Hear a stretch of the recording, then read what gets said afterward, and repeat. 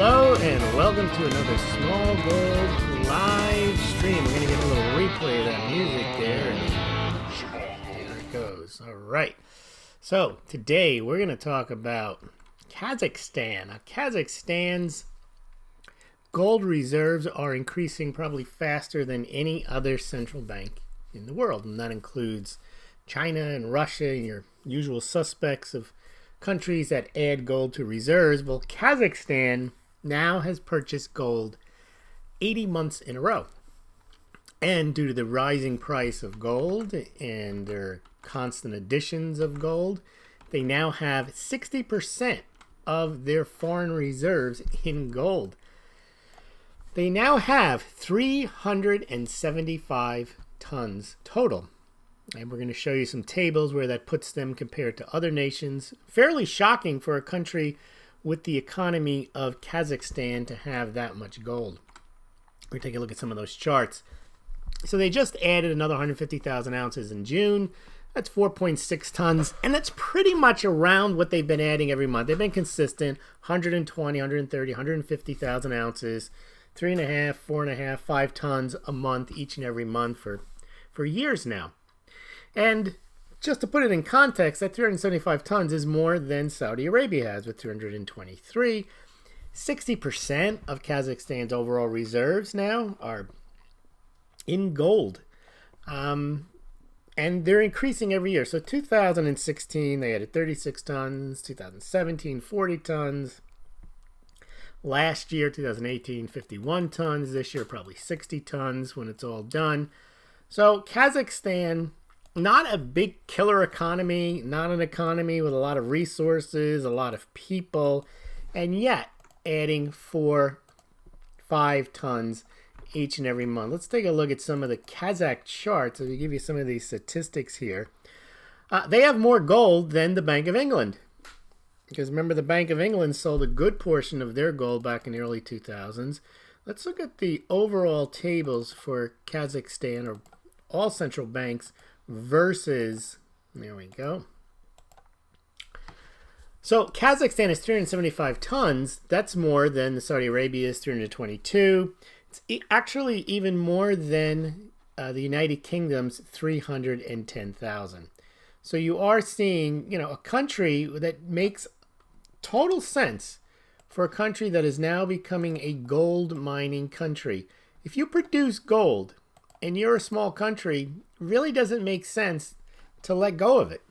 Because whatever the cost per ounce that you have, and it might be lower in your country, if you go and sell it, you're going to get, at best, dollars, and then you're going to have to store dollars. Well, long term, 5, 10, 15, 20 years, the gold's been outperforming the dollar, and that's your best currency. So if you can get yourself some gold and you have access to it in your backyard, meaning you have gold mine, it makes total sense for a country like Kazakhstan to do it. You know who else is doing it is Uzbekistan. They are adding gold to their reserves. Again, not a country with vast amounts of economic clout, but they have resources. So that whole Central Asian area, northern India, all the stands, they are starting to exploit their natural resources. And here you go. Here's a chart. Kazakhstan gold mining 2012 to 2018. They've burst onto the scene now. They're like the 10th or 11th largest gold mining country in the world. They're up to about 85 tons a year. And increasingly, it looks like they're going to add 60 of those tons to reserves. Now, Kazakhstan is actually, as I mentioned, it's not much of an economy. It doesn't have a lot of resources. And its currency is horrible. Take a look at this. This is the price of gold in Kazakhstan tenge. And since 2016, it's tripled. Imagine if they'd put their money in their reserves in Kazakhstan tenge, whatever you call it. No. Now, the flip side, which is interesting here, is you could see the big increase in gold. Now, you would think, and it doesn't work this way, that if you are putting your your reserves in gold, that somehow the international forex markets would say, hey, Kazakhstan's got $17 billion worth of gold, and that's a good thing, and therefore their currency should be worth more because it's in a sense, quote, backed by gold. Well, it's not really backed by gold. That's just gold that they have. It's not available for anyone to come and get. That's what people somehow don't understand. They say you're going to back your currency with gold. Well, Kazakhstan can take its entire reserves up to 100% in gold. That's not going to make the Kazakhstan tenge any better of an international currency. What it's going to do, though, it doesn't mean it's not a good thing for them to do it. It just means that it's not going to improve their currency, but it is going to improve their chances of staying in business, so to speak, and having the reserves that they need. Here's a chart. I'm going to show you a chart going back 20 years. I mean, this is a currency that has absolutely no value whatsoever. If you get it and you go to Kazakhstan, I'm sure they'd rather have dollars, they'd rather have nickels, they'd rather have euro, they'd rather have yuan, they'd rather have anything than their own currency. And here's a chart showing long term. So the price of gold has tripled in the Kazakhstan tenge in the last 3 or 4 years since 2016. But look at it going back to like 2000. You used to be able to get an ounce of gold for 50,000 Kazakhstan tenge. Well, now it's 10x. It's almost 600,000. And despite the fact that I would say their central bank is doing a decent job, they are holding 60% of their reserves in gold. Now, their reserves fluctuate. They're down a bit, down just a little bit. They're down below 30 billion at 28 billion, but 17 billion of that is in gold. So Kazakhstan, here's a chart here showing doing the smart thing, but I just want people to understand it doesn't help their currency. It just helps to make sure that they have sound reserves, which doesn't hurt their currency, but it doesn't build it up into any type of international powerhouse. It's the same with China. People don't understand Russia. Those are better examples. Russia is adding gold hand over fist. As we're going to see tonight, it's India that's really adding gold, but not the Indian government, not the Indian central bank, but the Indian imports for the citizens. But in any event, 28.22 billion worth of reserves, and of that 17 billion are in gold. They're the 13th largest gold holding nation. Let's go back to that chart. The chart you're seeing here is, these will be on Smaulgld later today, smaulgld.com. But if you go back to the top 20, Kazakhstan not only is ahead of Saudi Arabia, United Kingdom, but they're ahead of Spain, and they will catch Portugal at this pace in the next 2 months. So they'll probably report July's. I'll get that up probably next week or so. And that'll probably bring them to about 380 tons. But by August, they should have about 383, 384 tons. They'll pass Portugal. Eyes set on Taiwan. ECB is not a country, doesn't count. So they'll end up being number 11. And then it's the Netherlands next. And I think the Netherlands has 558 tons. So it's going to be a while before they can catch the Netherlands. But if you look at the countries in the top 10, U.S., Germany, Italy, France, Russia, China, Switzerland, Japan, India, all very large countries, either geographically, in terms of population, and or also economic might. You got China in there, Russia, France, Italy, Germany, United States, Japan, Switzerland.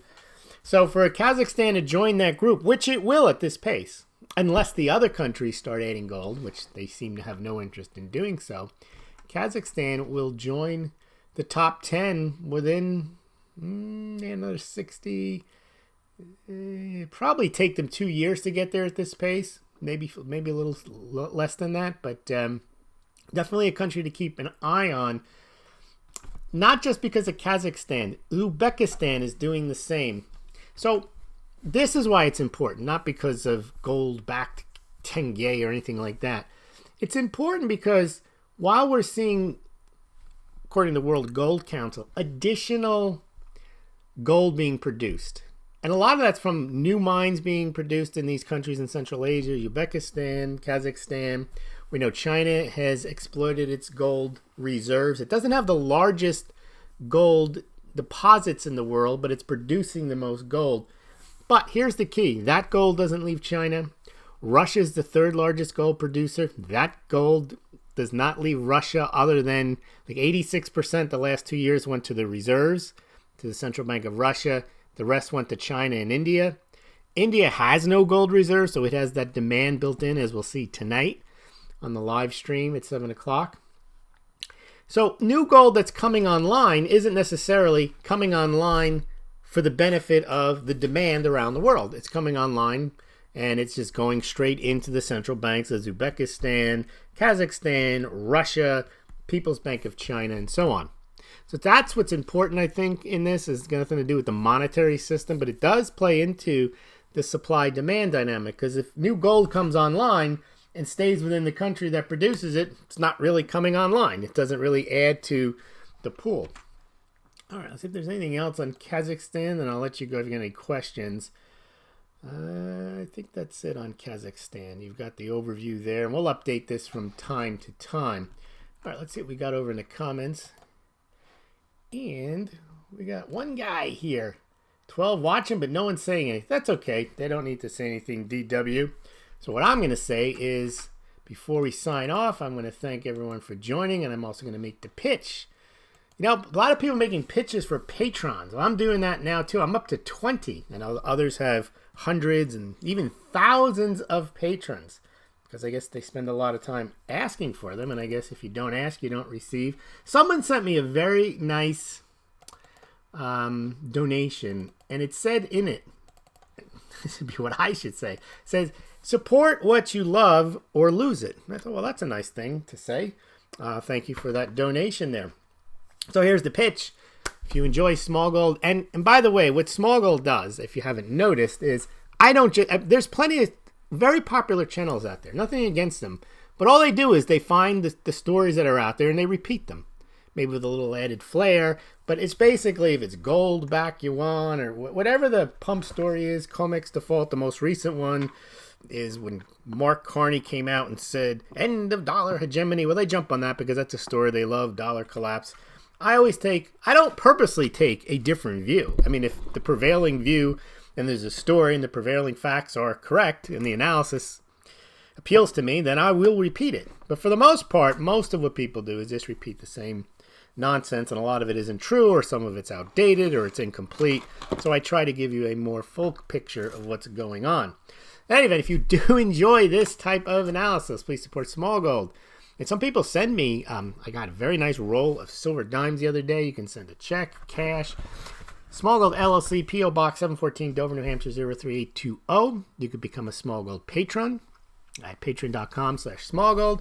You can do the same over at Subscribestar. You can do the same at PayPal, make a recurring donation or a one-time donation. But I will say this. If you donate via Bitcoin, Litecoin, or sending something in the mail, I receive 100% of that donation, which is very important, I think.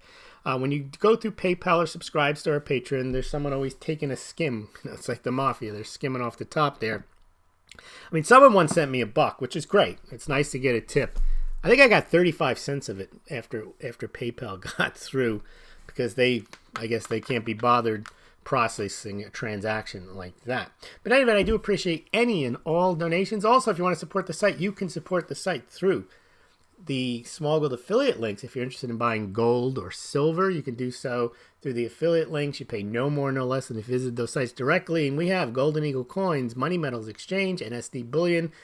Do want to thank the people who think before they purchase their precious metals. They're going to shop there anyway. If you do so, Smaulgld gets a small commission at those sites. We also have coffee sites available, and I think we have wine, and we have the most important are mugs, Smaulgld Mugs, the Smaulgld Classic and Super Classic mug. Purchasing those mugs and other Smaulgld items does help the site out, so I do want to thank everyone who is pitching in, and we will see you tonight on the live stream at 7 o'clock. That's a good thing. So Bernie's going to give you the countdown, and then we'll see you tonight. All right, Bernie. Well, the 1% on this. No, Bernie, I just want you to do the countdown. Okay. Bernie, go ahead. 10, 9, 8, 7, 6, 5, 4, 3, 2, 1%, 0. Have a good day, and we'll see you this evening.